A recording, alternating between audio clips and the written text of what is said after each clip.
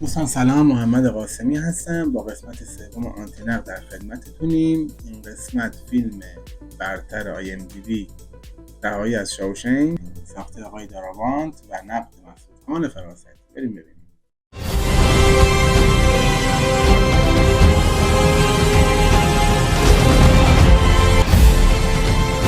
Get busy, Ty.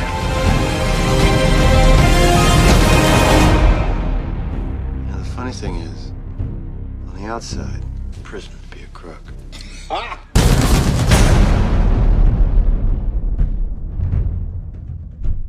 من خیلی دوست دارم بدونم آدمی که 40 سال زندانه دوبارم قرار بوده آزاد شه و نشده کیه؟ یعنی درسمو گرفتم. صادقانه میگم که عوض شدم و دیگه برای جامعه خطرناک نیستم. خدا شاهد این حقیقته. تو چرا اینجایی؟ قتل. خب دوستان، دیدیم و برگشتیم و آقای فراستی فرمودن که ما هیچ پیشینه از آقای مورگان فریمن نداشتیم. بعد کافی بوده مقداری به فیلم توجه میکردیم، چون دقیقه 6 فیلم وقتی که داشتن باهاش صحبت میکردن گفت که من دیگه برای جامعه خطری ندارم و این خودش یه معرفیه. آیا همین جمله کافی نبود که اطلاعاتی از گذشته به ما بده؟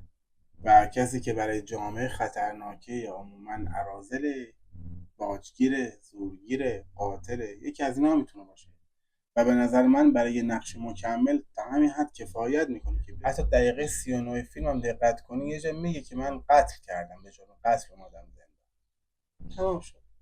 و نماهایی که لا به لا میاد خیلی نماهای بدی هن. به خصوص رابطه با زنه که اصلا به فیلم نمیخوره. نه، سوار ماشینم شدم و برگشتم خونه تا بخوابم.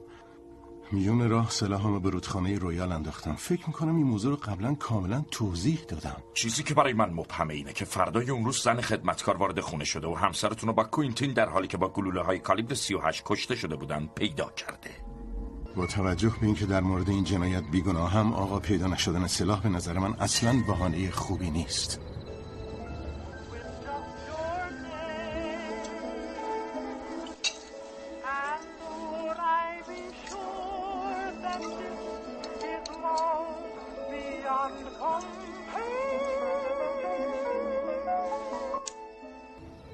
خانم ها و آقایان، تمام شهادت ها رو شنیدید و تمامی مدارک در اختیارتون قرار گرفت.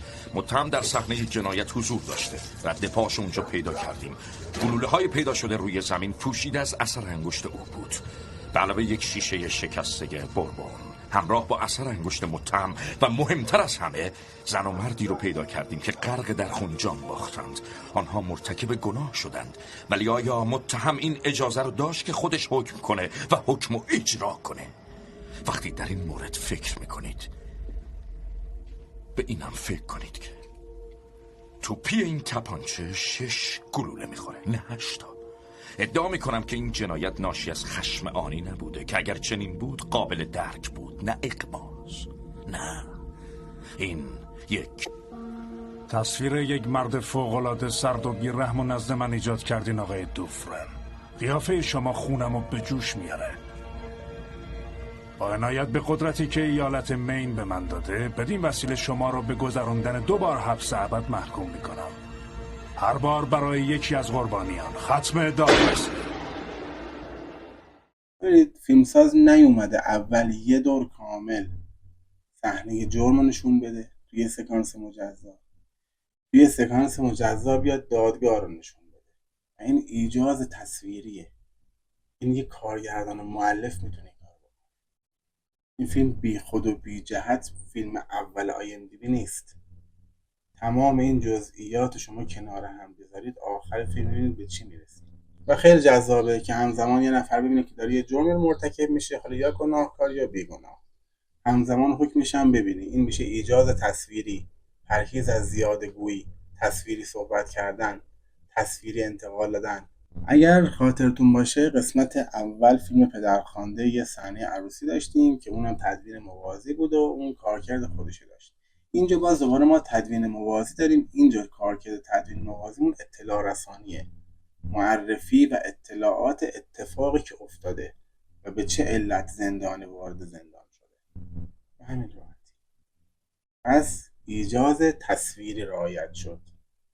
نماهایی که لای میخورد، تدوین موازی که میشد، فکر پشتش بوده. بریم سکانس بعد. نکته سوم که به نظرم جای اساسی مشکل داره فیلمه، فرار رفیقمونه. فرار خیلی غافلگیرانه است. یعنی هم مسئولین زندان غافلگیری میشن، اما به جاش میتونه ساسپنس تولید کنه. یعنی چی تا ساسپنس تولید کنه؟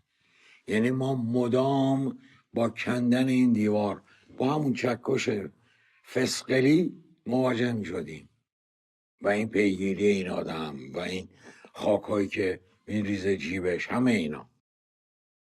اگر این کارو میکرد، یعنی اگر ما رو شریک میکرد در 20 سال آماده کردن دیوار برای فرار، فیلم خیلی بهتری میشد. خب دیدیم و برگشتیم، گفتن که چرا اندی وقتی میخواست از زندان فرار کنه اون تونل کندن شما ندیدیم و شریک نشدیم و ندیدیم که چجوری تونل کند و خلاصه فرار کرد. ببینید بچه‌ها، من کلی میگم، ما توی فیلم با یه نویسنده فرازمینی طرف بودیم و یه کارگردان فوق‌العاده باهوش. ما تا قبل از اینکه فرار اندی رو ببینیم 50 تا خورده پیرنگ داشتیم. بله 50 خورده پیرنگ. لیستشو براتون میذارم ببینید. آقا خیلی با تو نویسندگی گردن کلوف باشه که بتونی این همه خورده قصه رو بذاری کنار هم و به تنه اصلی داستان هم ضربه نخوره و از مسیر اصلی هم خارج نشه. فقط ببینید و لذت ببرید. و اینکه به محضی که میخواست انرژی فیلم بیفته، فرار اندی یک تزریق بزرگ انرژی به فیلم بود. یعنی 40 دقیقه پایانی فیلم رو ما مشتاقانه دنبال کردیم ببینیم اندی چجوری رفت، کجا رفت، الان ریاکشن بقیه چیه. و این یک مهارت قابل ستایشه که فیلمساز بتونه تا پایان فیلم مخاطبش رو سر جاش بشونه و دنبال کنه و اون کشمکش اجازه نده که مخاطب فیلم رو ترک کنه. و شاوشنگ توی قضیه به شدت موفق بود. بهترین فیلم زندان حفره ژاک بکر، فیلم سیاه و سفیدی که هرگز یادمون نمیره. با اون آدما تجربه میکنیم فرار رو، کندن رو، فرار رو، و همیشه اون صداها یادمون میمونه و اون سکوت ها. داراواند باید اون رو میدید و یاد میگرفت. ببین لای فراستی، سینمای اندیشه بسترش تقلید نیست. ما یه حفره داشتیم، چیز جدید میخواستیم. چیزی که شما میگین یه چیز مرسومه. فیلمساز اومده یه کاری کرده کسی دستش نخونه و این یک هنره، هنری که قائم به ذات پدید آورندشه. فرار خیلی غافلگیران است. یعنی هم مسئولین زندان غافلگیری میشن، اما به جاش میتونه ساسپنس تولید کنه. صحبت داشتن در مورد ساسپنس. ساسپنس چیز عجیب غریبی نیست، دیو 7 سری نیست. یه کلمه ساده است که حالا میان خوشگلش میکنن با یه جمله دیگه اداش میکنن که یه چیز خاصه. نه یه چیز خاصی نیست، تعلیقه. که هیچ وقت هم یه تعریف جامعی ما از آقای فراستی نشنیدیم از تعلیق. ما خدمتتون عرض می‌کنیم. بچه‌ها تعلیق یه مثلث اطلاعاتیه. یه مثلثیه با 3 تا ضلع که سر هر ضلعش یه عنصر قرار داره. یه ضلعش قهرمانه، یه ضلعش ضد قهرمانه، یه ضلعش مخاطبه. این مثلث تعلیق. حالا کار کردش. وقتی که یک واقعه رخ داده باشه یا در حال رخ دادن باشه، یکی از این 3 تا ضلع ندونن، میشه تعلیق. بذارید این تعلیق رو همونجوری که آقای فراستی میخواست بیاریمش تو فیلم. مخاطب که ما بودیم میدونستیم، قهرمانم که اندی بود وقتی داشت تونل رو میکند اونم میدونست، پس این 2 ضلعش کامل شد. یه ضلعش که نمیدونست رئیس زندان بود. خب الان تعلیق شکل گرفت. وقتی که او 50 تا خورده پیرنگ داره به درستی کارش انجام میده، چه از لحاظ توالی زمانی چه از لحاظ جغرافیا، همه چی درست پیش میره. اگه اینم بود که میشد 51 خورده پیرنگ و هیچ طعم و لذتی نداشت برای من. ولی این شد یه آسی که آقای دارامان آخر کار رو کرد و دیدین که چه بازخوردایی هم داشت. همون جور که به زندانیان کمک میکنه به دشمناشون هم کمک میکنه، حساباشون رو میرسه و خیلی کارا براشون میکنه. ببینید اندی خیلی آدم باهوش. اون اولی که وارد زندان شد با همه فرق داشت. اگر تایم 1 ساعت و 19 دقیقه دارن با مورگان فریمن صحبت میکنن و میگه که داشته تا الان همشون رو بازی میداده، حتی او تلم با حساب کتاب قبلی چیده برای رئیس زندان، پس مجبور بوده اعتماد اونا رو جلب کنه، خورد ریزشون رو همه رو با هم با هر روشی که شد اعتماد همشون رو جلب کرد. حتی یه سکانس دیدین که بدون که خودش و رفقاش قرار داشته باشن، اونا که ریختن سرش کتکی زدن، پلیسا یا همون مأمور زندان اومدن تلافی رو در آوردن که طرف فلج کردن. خب این مشکل چیه؟ این قرار بوده که یه هتل بسازه، درسته نمیسازه، و حالا یه قایق داره که باهاش نمیدونیم چی کار میکنه، اینم در نمیاد.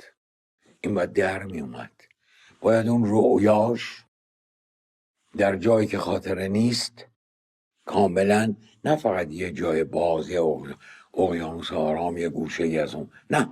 گفتن که چرا در سکانس پایانی ما هتلی ندیدیم، اون هتلی که اون آمال و آرزوهایی داشت رویاش بود و ندیدیم.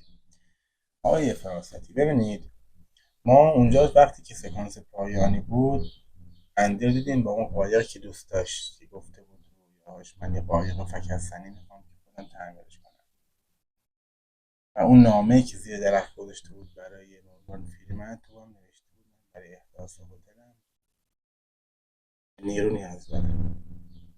اونش هم که جفت و جور شده دیگه چیه باید نشون بده؟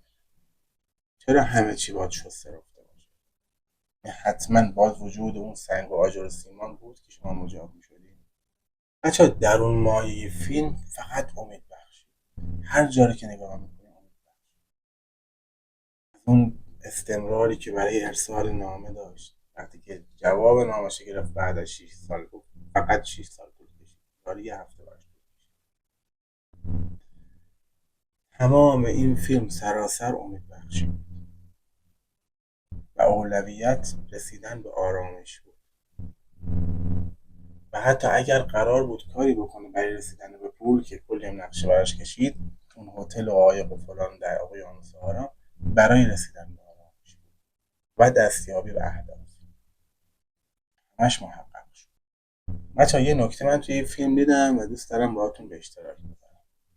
یادتون میاد تو قسمت اول آنتی نقد مرگ پدرخوانده رو حرف زدیم در مورد نشانه شناسی؟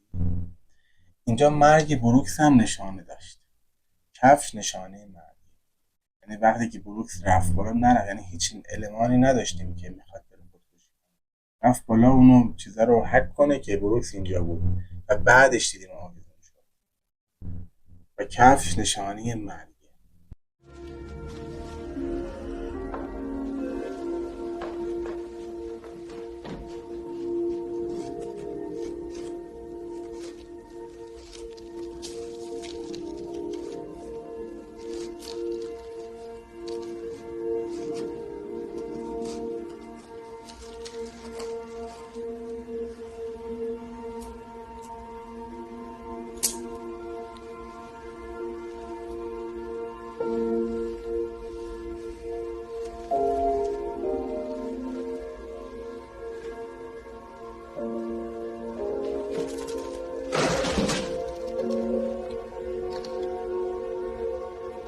بروکس اینجا بود.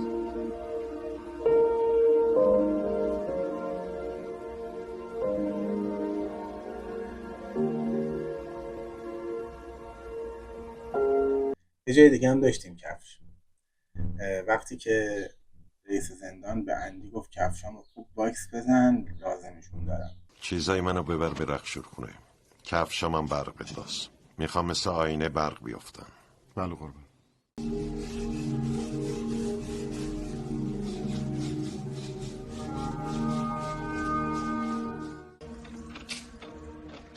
نورتون، جرم تو سنگین‌تر نکن نورتون. درو باز کن.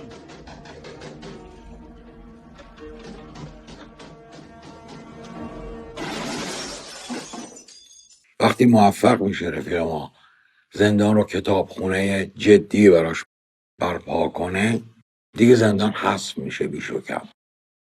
خب ما بیشتر با کارهای رفیقمون آشنا میشیم، کارهایی که داره واسه زندانیا میکنه و کتابخونه را میندازه و اما به نظرم باید زندان رو حذف نمیکرد.